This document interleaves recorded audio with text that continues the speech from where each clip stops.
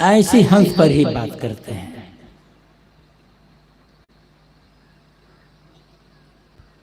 बीजक में एक प्रकरण है जिसमें सदगुरु कबीर ने कहा है, हंसा सरवर शरीर में हो रमैया राम,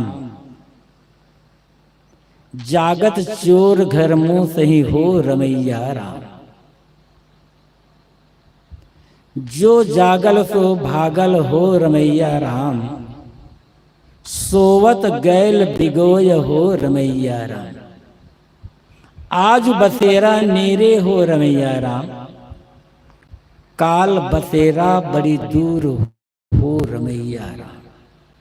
ये प्रारंभ की 6 पंक्तियां हैं। ये पद बहुत लंबा है।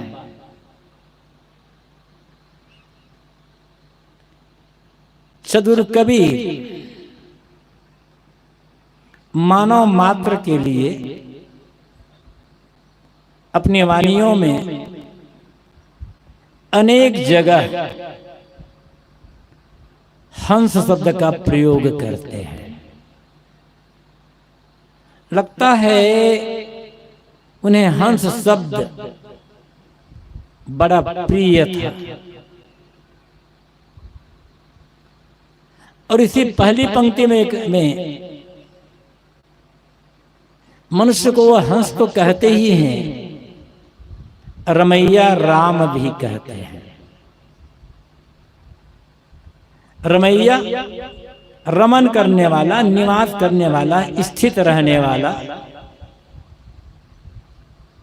जो रमन करता है, निवास करता है, तो उसका नाम है राम। रमन्ते योगिनो यस्मिन् नीति रामः, योगी जन जिसमें रमन करते हैं उसको राम कहा जाता है।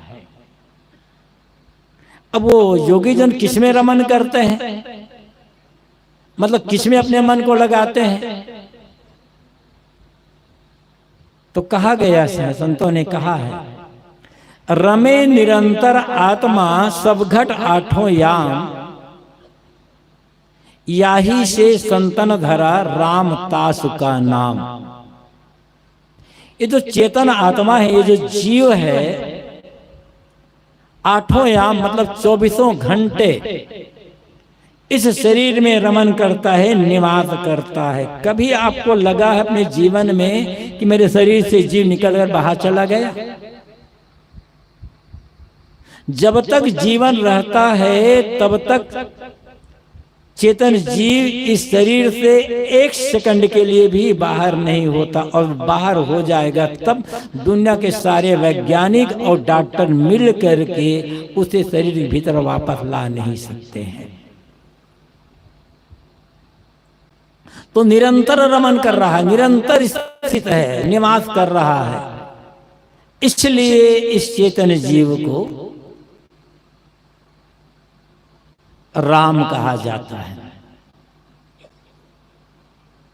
सदगुरु कबीर जिस राम की उपासना करने को कहते हैं, वह राम अयोध्या वाला राम नहीं है।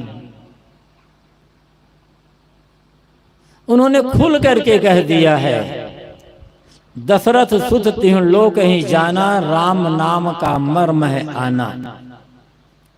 दशरथ पुत्र राम को तो सभी लोग जानते हैं, किंतु जिस राम का नाम मैं कह रहा हूं उस राम का नाम कुछ और है।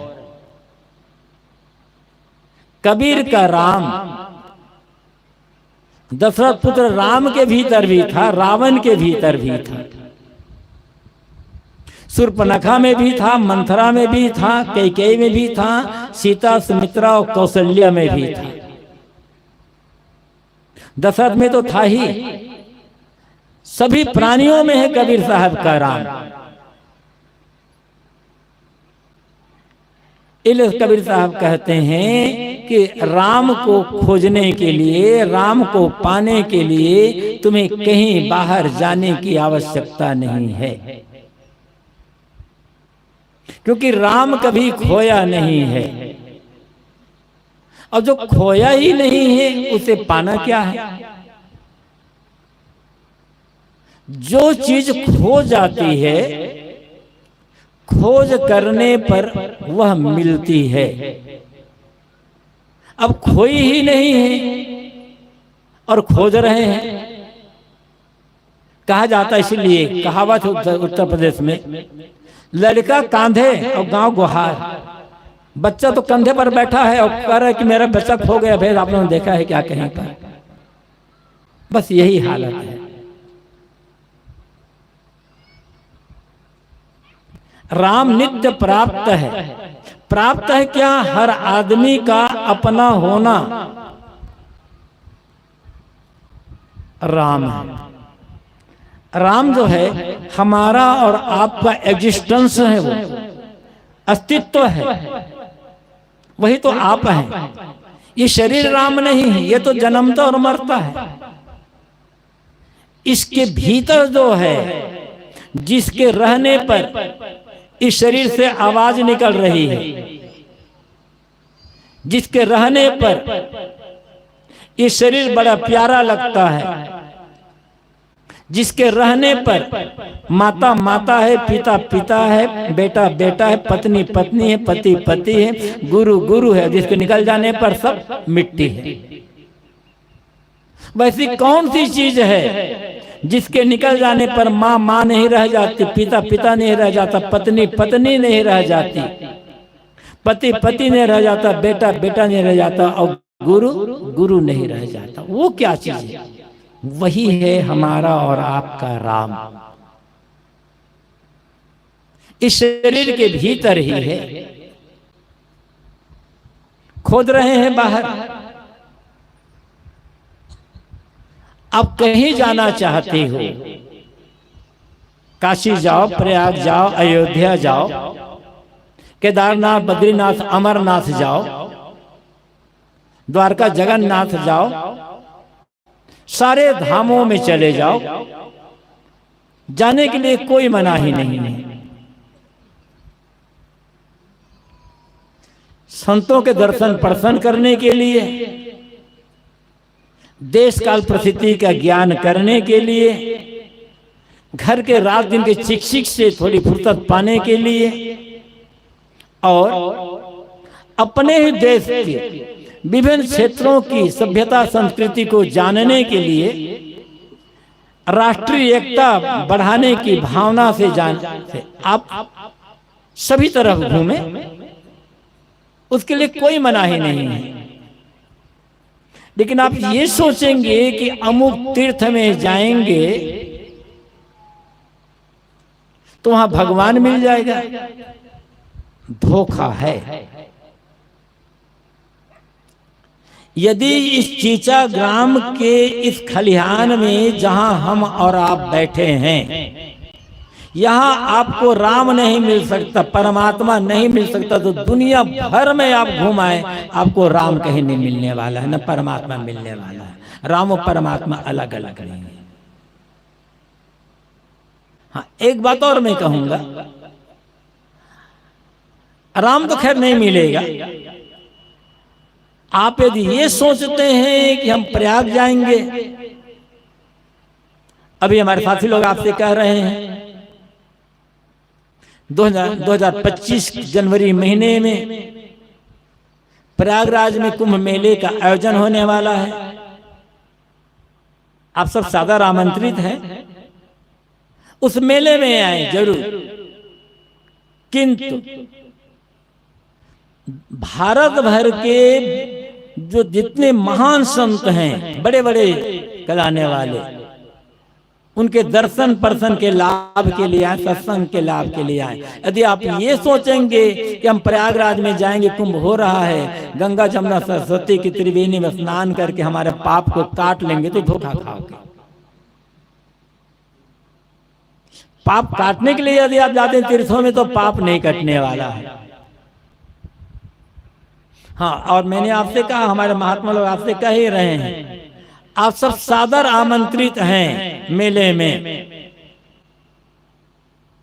संगम स्नान करना, संगम स्नान भी करें, लेकिन संगम स्नान करते समय बड़ी सावधानी की आवश्यकता है। यदि सावधान नहीं रहोगे, संगम स्नान करोगे, पाप तो नहीं कटेगा, जेब जरूर कट जाएगा।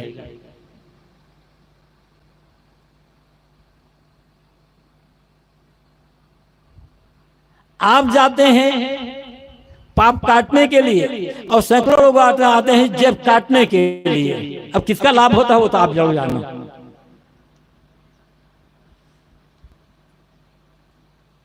तो आप राष्ट्रीय भावना बढ़ाने के लिए हमारा भारत देश तमाम संस्कृतियां हैं, सभ्यता हैं, विविधताओं का देश है।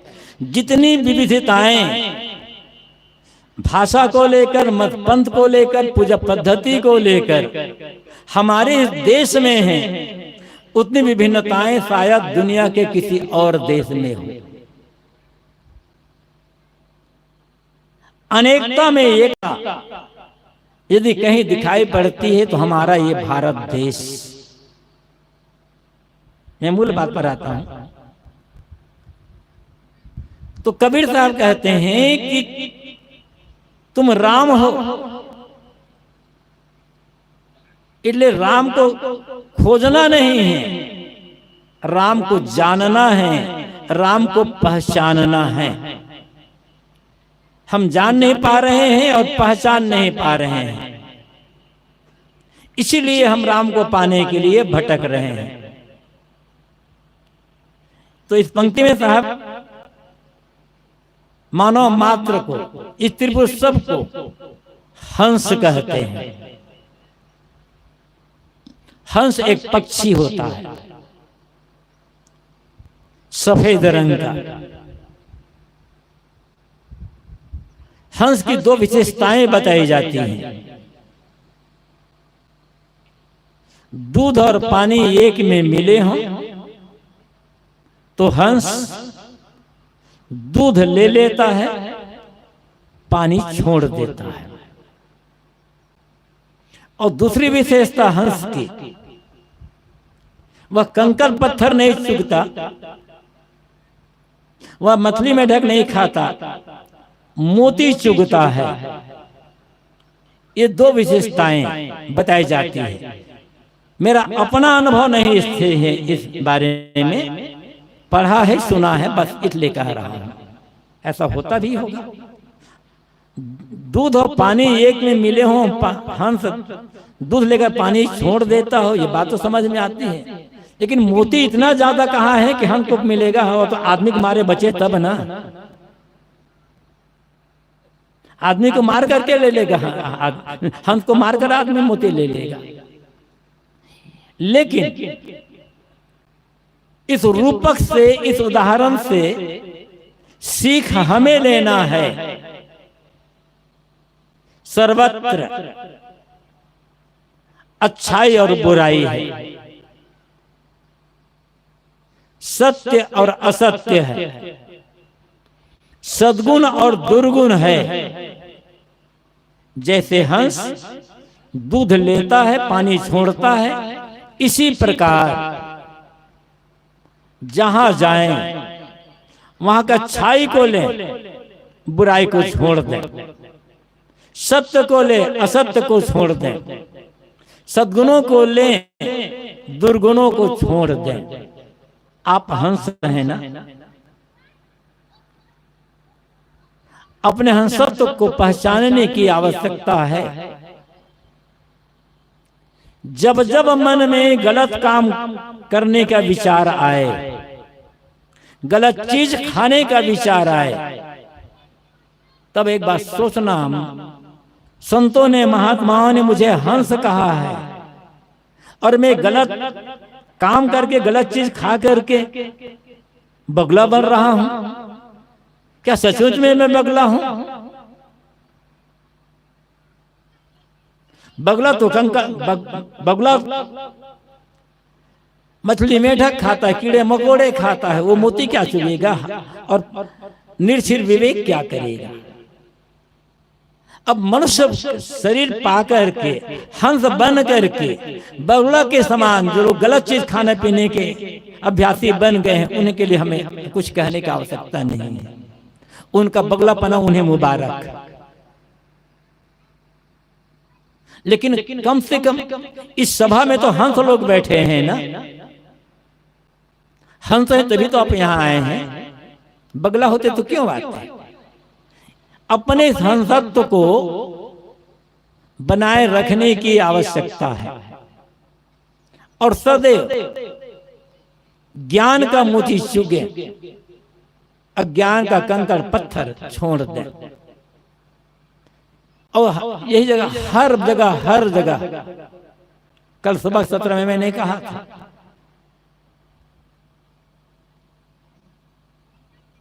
आंख मूंद कर किसी भी बात को नहीं मानना है।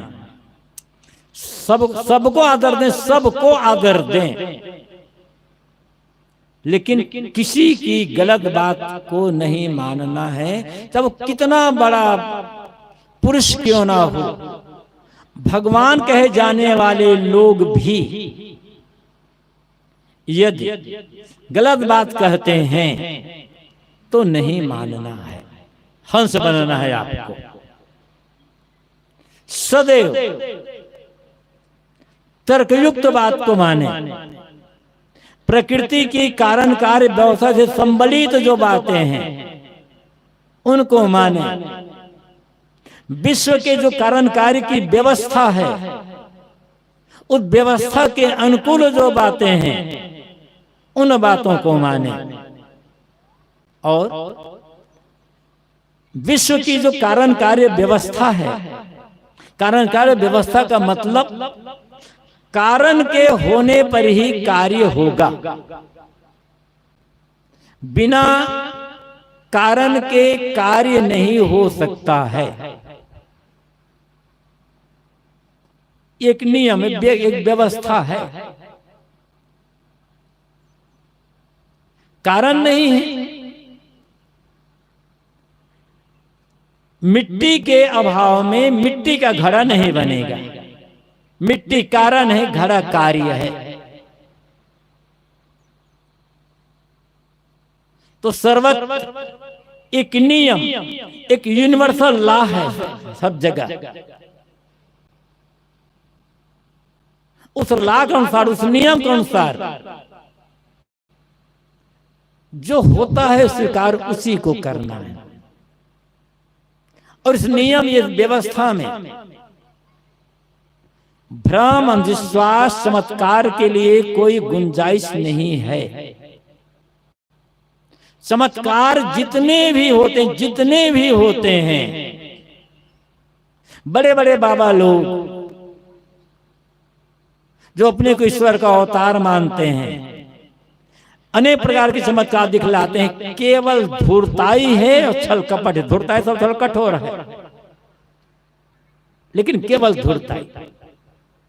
बड़े बड़े बाबा लोग हैं, बड़े बड़े बाबा कहते हैं हमने इतनी तपस्या की, भगवान ने हमें वरदान दिया, देवी ने हमें वरदान दिया और हमें सिद्धि मिल गई, हम स्वयं भगवान के अवतार हैं। हाथ हिलाते हैं, ऐसे मिठाई आ जाती है। हाथ हिलाते हैं, आकाश में घड़ी आ जाती है। हाथ हिलाते हैं, सोने की चेन आ जाती है। लोग बड़ी ताली पीटते, देखो बाबा जी कितने चमत्कारी हैं, आकाश में हाथ हिलाए, सोने की चेन ले आए। जालसा जी, ओ बाबा कितने बड़े चमत्कारी हैं।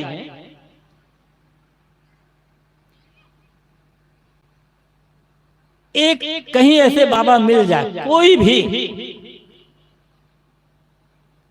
जो कहते हैं हाथ हिलाए घड़ी ले आ दिए, हाथ हिला सोने की चेन ले आ दी, हाथ हिलाए कुछ और ले दे।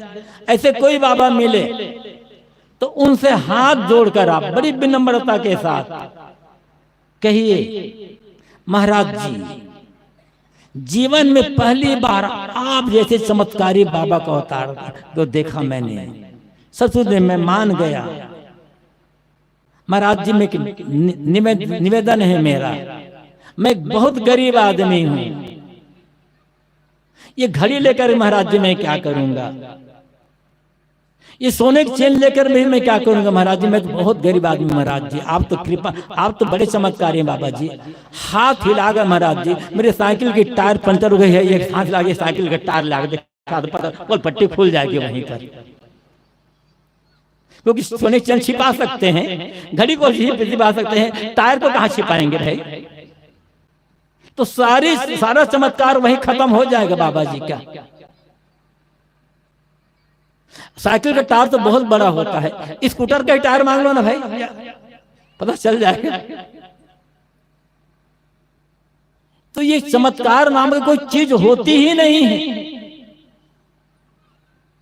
चमत्कार जितना दिखाया जाता है, हाथ की सफाई, वस्तु की सफाई और रासायनिक चीजों का मिश्रण, इससे होता है, कुछ होता नहीं है। कहीं कहीं आप लोगों ने देखा होगा, एक बड़े बाबा की तस्वीर लगी हुई है दीवार पर। जिनके घर में वो तस्वीर लगी है, उस बाबा के बहुत बड़े भक्त हैं, और वो कहते हैं हमारे गुरुजी इतने चमत्कारी है कि रोज हमारे गुरुजी की जो तस्वीर लगी है, यहां से रोज भभूत झड़ता है, और सचमुच में भभूत झड़ता है। तो क्या ये बाबा जी का चमत्कार है या कुछ और खेल है इसके पीछे? जो बाबा जी की तस्वीर लगी है, तो एक फ्रेम बना हुआ है, जिस फ्रेम में वो बाबा की तस्वीर लगी है, उस फ्रेम से उस तस्वीर को निकाल लीजिए और प्लास्टिक के फ्रेम में रख दीजिए। जिंदगी में कभी एक दाना भी भभूत नहीं झड़ेगा। लकड़ी के फ्रेम में लगा दीजिए, लोहे के फ्रेम में लगा दीजिए, कभी भभूत नहीं झड़ेगा।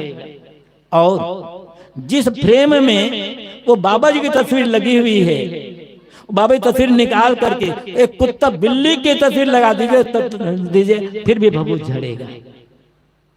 क्यों? भभूत क्यों झड़ता है? भभूत हमेशा एल्युमिनियम के फ्रेम से झड़ता है, याद रखना। वो भभूत नहीं होता है।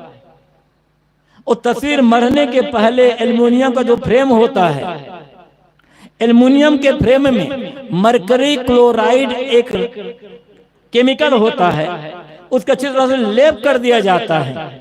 और जब मरकरी क्लोराइड के एल्युमिनियम से लेप करता है तो बन जाता है एल्युमिनियम क्लोराइड। वही जो एल्युमिनियम फ्रेम है ना, वही गल गल करके झड़ता है। वो भभूत और कुछ नहीं है।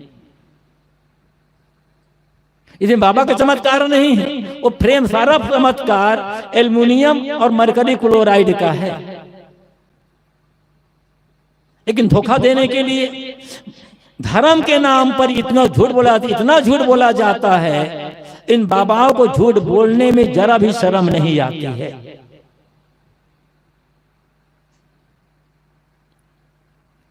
मैंने कहा तो कितने बड़े बाबा हो, प्लास्टिक के फ्रेम में उसकी तस्वीर को मढ़वाइए, लकड़ी फ्रेम में कभी भभूत झड़ेगा ही नहीं।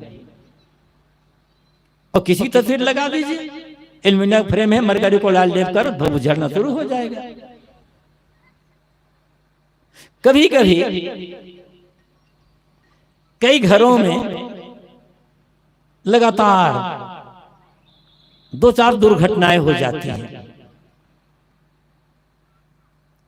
किसी की मृत्यु हो गई, भैंस मर गई, भैंस ने दूध देना बंद कर दिया, कहीं खलिहान में आग लग गई, व्यापार में घाटा हो गया, कोई बहुत गंभीर बीमारी से ग्रस्त हो गया, तो नाते रिश्तेदार कहते हैं, पास पड़ोस वाले कहते हैं तुम्हारे घर में किसी ने कुछ कर दिया है। और आदमी का मन तो वैसे कमजोर है, लगातार घटनाएं घट रही है, उनको सांत्वना देना चाहिए, ढाढ़स बनाना चाहिए, तो लोगों ले करते हैं एक न एक भ्रम डालते हैं। तो क्या होता है? 2 किस्म के बाबा होते हैं। कुछ किस्म के बाबा या ये बैगा झाड़ने फूकने वाला या कुछ ज्योतिष या कुछ भी ऐसे होते हैं, वो कहते हैं आप जाओगे कमजोर होकर के, देखो 3 बातें हैं। किसी डॉक्टर के पास जाकर जाओगे, डॉक्टर समझ जाएगा कि ये आदमी रोगी है। आप मित्र हो तब तो बात अलग है। आप डॉक्टर को पहचानते नहीं, मित्र नहीं है, आप डॉक्टर जाओगे तो डॉक्टर समझेगा कि ये रोगी आदमी है। बैगा या ज्योतिषी के पास जाओगे तो समझ जाओगे दोनों ये संकट में पड़ा हुआ है, बताने की आवश्यकता नहीं है। और एक बात और कह देता हूं, किसी डॉक्टर के पास जाओ बन करके, तो डॉक्टर पहला सवाल पूछेगा कि क्या तकलीफ है। ऐसे ज्योतिषी और बैगा पूछेगा कि क्या तकलीफ है, बताओगे। फिर तुरंत दूसरा सवाल होगा, डॉक्टर का भी सवाल वही होगा और बैगा ज्योतिषी के भी इसका सवाल होगा कि क्या करते हो। तो क्या करते, मजदूरी करते हो तो आमदनी थोड़ी होगी, किसान हो आमदनी थोड़ी ज्यादा होगी, व्यापारी हो तो आमदनी थोड़ी ज्यादा हो जाएगी, बड़े व्यापारी। तो जैसे आपकी आमदनी उसे साथ डॉक्टर की फीस बढ़ेगी, दवाई बढ़ेगी, और वैसे ही बैगा और ज्योतिषी की फीस बढ़ेगी। इसलिए डॉक्टर पास जाओ, यदि महीना में आप 50,000 भी कमाते हो ना, तो डॉक्टर साहब 10 से 20,000 रुपये कमा पाता हूँ, तो थोड़े पैसा में इलाज हो जाएगा आपका।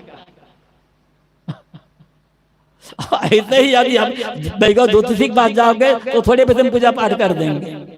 अब जहां बताए 1 लाख मेरी आमदनी महीने की, तो 50-60,000 तो लूट ही लेंगे आपसे। तो सावधानी की आवश्यकता है। तो आप किसी ज्योतिषी या बैगा के पास गए, समझ जाएंगे कोई ना कोई काम है, बताएंगे। कुछ लोग कहेंगे देखो हम तुम्हारे घर में आएंगे, असल बात यह है कि तुम्हारे घर में कोई बड़ा ब्रह्म राक्षस या कोई शैतान या कोई ऐसा कोई भूत और प्रेत जबरदस्त आ गया है, वो परेशान, उसी कारण से घटनाएं घट रही है। लेकिन घबराना मत, हम बैठे क्यों हैं, डॉक्टर भी यही कहेगा हम बैठे क्यों हैं, ज्योतिष बैगा भी कहेगा हम बैठे क्यों हैं। अब कोई डॉक्टर हो भी नाराज नहीं होना यहां पर। तो बताओगे तो कहेगी तुम्हारे घर में जबरदस्त ऐसा चीज है, लेकिन घबराना मत, हम आएंगे पूजा करेंगे और पूजा करके वो शैतान या भूत या चुड़ैल या प्रेत या और किसी को, जिंद को, राक्षस को हम कैद कर लेंगे मंत्र में, और तुम्हारे सामने मंत्र के बल पर उसे हम भस्म कर देंगे। बैगा कहेगा हम आएंगे पूजा पाठ करेंगे, सब कुछ जो कुछ टोना टामर किया होगा ना उसको भस्म कर, प्रमाण दिखा देंगे तुम्हें। तो होगा क्या, आप तो परेशान हो ही। ठीक है महाराज, आना पूजा करने के लिए। आगे खर्चा बता दिया गया, जैसे आपका आमदनी ही वैसे ही आएगा, पूजा पाठ का दंडखंड करेगा, फिर घूमेगा, एक वो ले लेगा, नारियल ले लेगा, घूमेगा, मंत्र पढ़ता जाएगा, कुछ हड्डी या कुछ ऐसे घुमाता हुआ चला जाएगा, और फिर पढ़ता जाएगा पढ़ता जाएगा पढ़ता जाएगा। अब क्या बस घबराने की बात नहीं है, जो कुछ था संकट हमने इस नारियल में इसको कैद कर दिया, और अभी तुम्हारे सामने मंत्र के बल पर यही कहीं हम भस्म कर देंगे। कुछ पूजा पाठ का टंडन करेगा कि अब देखना, अब ये भाई इसको हम भस्म कर रहे हैं, हाथ में पानी लेगा, मंत्र पढ़ने का नाटक करेगा और नारियल में पानी मार देगा, आग लगी, नारियल जल गया। तो क्या सचमुच में ये मंत्र का प्रभाव है? सचमुच में भूत